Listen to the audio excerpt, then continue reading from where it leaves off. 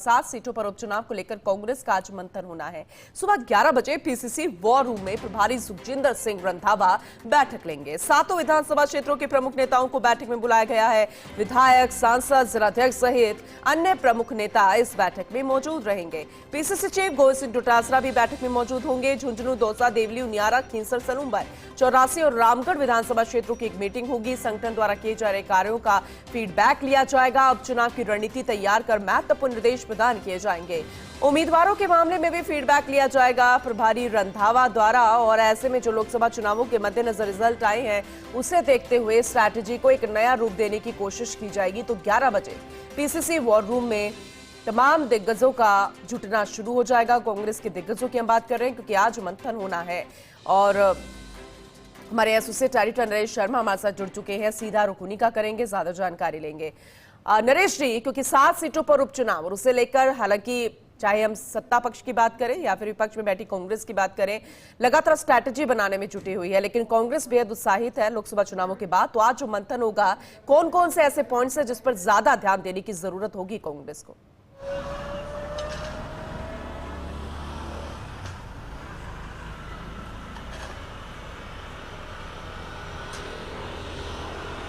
बिल्कुल पूनम, देखिए इससे पहले 6 सीटों के लिए उपचुनाव की जब बात चल रही थी तब कांग्रेस वॉर रूम में मैराथन बैठक हुई थी और तब पीसीसी अध्यक्ष ने बैठक ली थी।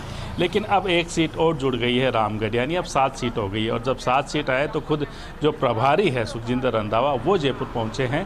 हालांकि वो कल ही जयपुर आ गए थे, लेकिन वो कल अलवर दौरे पे थे जहाँ जुबेर खान का जो निधन हुआ था उनके परिवार के यहाँ शोक संवेदना व्यक्त करने गए थे। तो जुबेर खान के निधन के कारण अब सीट की संख्या 7 हो गई है। तो प्रभारी की ये जो बैठक है ये पहली बैठक है, खासकर उपचुनाव के मद्देनज़र।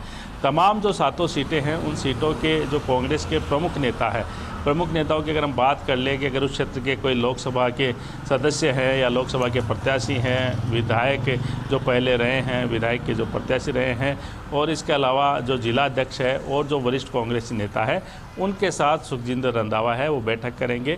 और साथ में कांग्रेस के अन्य जो वरिष्ठ नेता है वो भी मौजूद रहेंगे।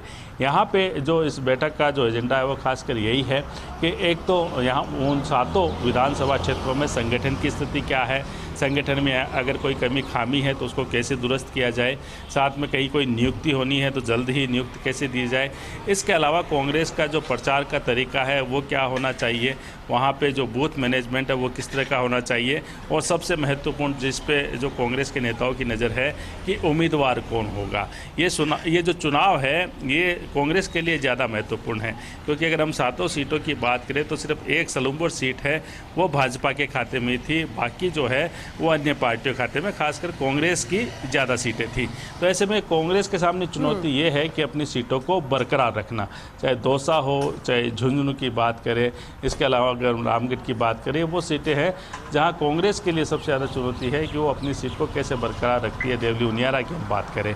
और इसके अलावा दूसरा मुद्दा होगा कि क्या खींवसर में या फिर जो दूसरी सीट है वहाँ पे सलूमपुर में या आसपुर में 84 में, माफ़ कीजिएगा 84 में क्या कोई गठबंधन होता है। हालांकि पीसीसी के जो प्रदेश अध्यक्ष है वो पहले संकेत दे चुके हैं कि फिलहाल गठबंधन जैसी कोई स्थिति नहीं है और कांग्रेस अपने दम पर सभी सीटों पर चुनाव लड़ने की तैयारी कर रही है।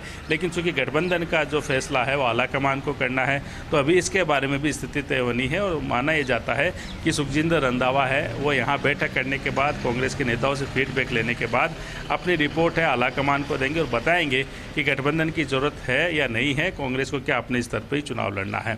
बड़ी बात यह है कि जिन विधानसभा क्षेत्रों में जहाँ उपचुनाव होने हैं, जहाँ के कांग्रेस के विधायक अब सांसद बन गए हैं, वहाँ पे उम्मीदवार कौन होंगे, क्या उन सांसदों के रिश्तेदार होंगे या कांग्रेस के जो नेता है, जो वरिष्ठ नेता है या जो कार्यकर्ता जो लगातार पार्टी के लिए मेहनत कर रहे हैं, क्या उनको इस बार मौका मिलेगा, इस पर भी फैसला होना है। लेकिन बहरहाल अगर हम बात करें तो ये दूसरी महत्वपूर्ण बैठक है कांग्रेस के उपचुनाव के मद्देनज़र, और इस पे यहाँ फोकस इस बात को लेकर किया जा रहा है कि संगठन की कहीं कोई कमी नहीं रहे। क्योंकि अमूमन जो कांग्रेस के साथ यही होता है चुनाव में कि चुनाव के वक्त जो बूथ मैनेजमेंट है वो काफ़ी कमज़ोर नज़र आता है। बगावत ज़्यादा हो जाती है, क्योंकि चुनाव तो कोई एक उम्मीदवार लड़ता है लेकिन बाकी जो दावेदार है वो फिर बागी हो जाते हैं या उस उम्मीदवार के साथ नहीं चलते। जबकि भारतीय जनता पार्टी में इसका उलट होता है अमूमन। कुछ अगर अपवाद को छोड़ दे कि अगर कई दावेदार भी है तो पार्टी का जो कह सकते क्राइसिस मैनेजमेंट इतना पावरफुल होता है कि बाकी दावेदार है उस उम्मीदवार के साथ हो जाते हैं और उसका प्रचार करते हैं। तो क्या ऐसा तरीका किस तरह से कांग्रेस में भी अपनाया जाए, कांग्रेस इसके लिए क्या तैयारी करती है, ये भी देखना होगा। और चूँकि सुखजिंदर रंधावा काफ़ी लंबे वक्त बाद, या ये कहें कि विधानसभा चुनाव में जो कांग्रेस की हार हुई थी उसके बाद ये महत्वपूर्ण बैठक ले रहे हैं। इसके बाद हालांकि लोकसभा चुनाव के मद्देनज़र वो कुछ जगह पे गए थे जहां कांग्रेस को सफलता भी मिली थी, तो एक लंबा अंतराल हो गया था जयपुर आए हुए, राजस्थान आए हुए। हालांकि उन्होंने अपनी इच्छा पहले ही जाहिर कर दी जब वो लोकसभा के सदस्य चुने गए हैं अपने लोकसभा क्षेत्र से कि वो अब प्रभारी के तौर पर यहाँ काम करना नहीं चाहते, किसी अन्य को जिम्मेदारी दी जाए। लेकिन माना जा रहा है चूँकि उपचुनाव नज़दीक है, कभी भी इनके बारे में घोषणा हो सकती है, तो फिलहाल पार्टी उन्हीं को प्रभारी रखना चाहती है। उपचुनाव तक तो प्रभारी रहे, उसके बाद किसी अन्य को जिम्मेदारी दी जा सकती है। तो इसलिए फिर आखिरकार जो सुखजिंदर रंधावा है उनको उपचुनाव के मद्देनज़र यहाँ पे आना पड़ा, वरना वो यहाँ आने के इच्छुक नहीं थे और पार्टी को कह चुके थे कि किसी और को जिम्मेदारी दे दी जाए। एक महत्वपूर्ण बात यह है कि उपचुनाव की तैयारियाँ यहाँ है, लेकिन पूर्व मुख्यमंत्री अशोक गहलोत है वो आज सुबह ही दिल्ली चले गए हैं। तो माना यह जा रहा है कि दिल्ली में आला कमान से उनकी चर्चा होगी, पार्टी नेताओं से चर्चा होगी, उनको कोई महत्वपूर्ण जिम्मेदारी भी कांग्रेस की तरफ से दी जा सकती है।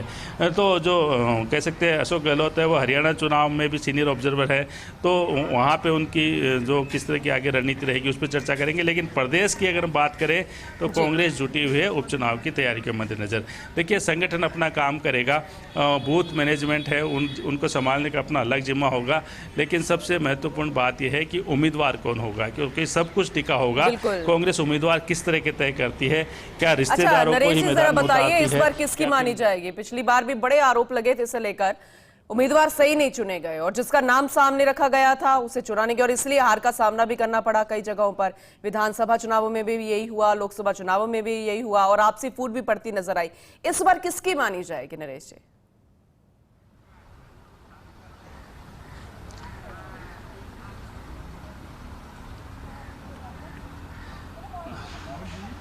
देखिए पुनः आपने बिल्कुल सही कहा, अगर विधानसभा चुनाव की आप बात कर रहे हैं तो उसका सीधा सामने देखा था कि कई ऐसे कांग्रेस के उम्मीदवार थे जिनकी फीडबैक जो है वो उनके नेगेटिव थी, जो सर्वे रिपोर्ट थी उनके नेगेटिव थी। आम जनता कहती थी कि अगर इनको टिकट दिया तो चुनाव हार जाएंगे, उसके बावजूद कांग्रेस ने उनको उम्मीदवार बनाया और उसका नतीजा सबके सामने है। कोई तीसरे स्थान पर रहा, किसी की जमानत जब्त हुई, किसी को बुरी तरह हार का सामना करना पड़ा।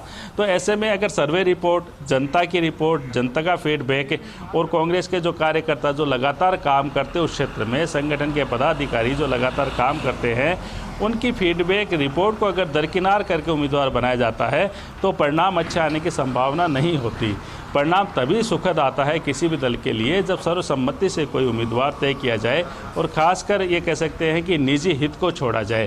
क्योंकि अगर जो लोकसभा सदस्य बने हैं अगर वो अपने रिश्तेदारों के लिए टिकट मांगेंगे तो कांग्रेस के बाकी जो कार्यकर्ता है वो कहाँ जाएंगे जो लंबे समय से पार्टी के लिए काम करते हैं। बाकी जो पदाधिकारी जो संगठन के को मजबूत करने का काम करते हैं उनका फिर क्या होगा।